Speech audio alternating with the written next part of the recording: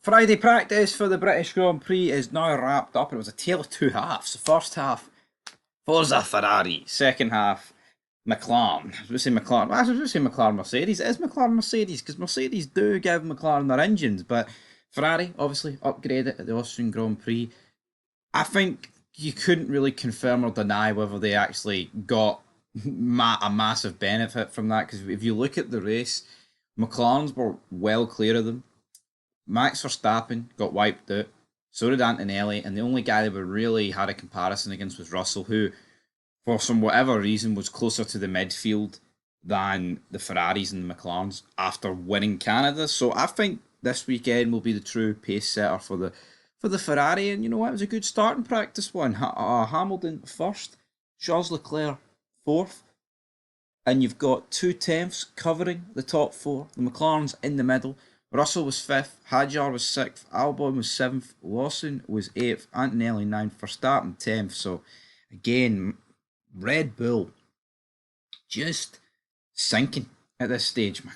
Like both slower than both Red Bulls, Racing Bulls. Sorry, you've got the Aston Martins 11th and 12th. That's kind of whereabouts they are. Williams didn't exactly have the greatest session. Carlos Sainz in 13. They were just simply going for a wee bit of race preparation here after a disastrous run for Williams, man. They're crashing out, their engines are blowing up, they just can't finish a race.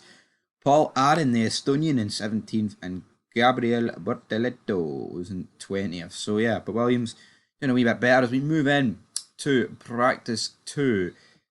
Lando Norris, fastest by 2 temps from Charles Leclerc, Hamilton, and then Oscar Piastri. So, 4 temps covers the top 4. Crucially, though, there was a team radio from Leclerc directed towards Ferrari saying, yeah, don't focus too much on qualifying because the race pace is good. Something along those lines. So, looks like we're going to get Ferrari versus McLaren, and I welcome that. So, looking forward to that. But again, we'll get into the weather in a minute. But Verstappen, 5th, Antonelli, 6th, Stroll, 7th, Russell, 8th, Hadjar, 9th, Lawson, 10th. Upgrade at Aston Martin. Alonso made a mistake in the final sector. Lance Stroll got a clean lap together, so they'll be hoping to be up there like this throughout the rest of the weekend. But RB looking good.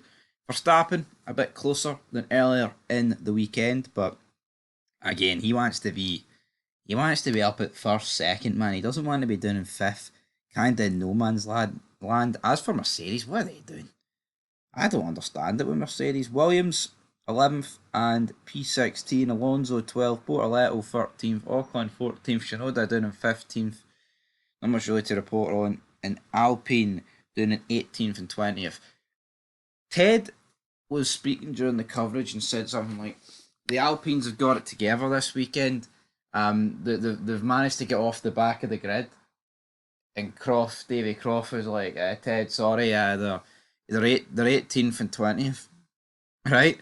And then Ted was like, yeah, but that's not the back of the grid. Gasly's 18th, he's moved up. I'm sorry, man, I don't give a shit about P19. If your two cars are 18th and 20th, that's the back of the grid, right? Now, is it the literal back row of the grid? No, right, it's not. But if any of the top 4 teams qualified 18th and 20th, do you think they're going to take a wee bit of respite in the fact that they're not 19th and 20th, or do you think they're going to be like, holy fuck, what a disaster, we're 18th and 20th? So Ted normally gets everything spot on. I thought that was a wee bit of a brain dead take, but anyway, take that. Will they be performing this weekend? I'm not too sure, but maybe at the front it's going to be have a little bit of patience. Who knows?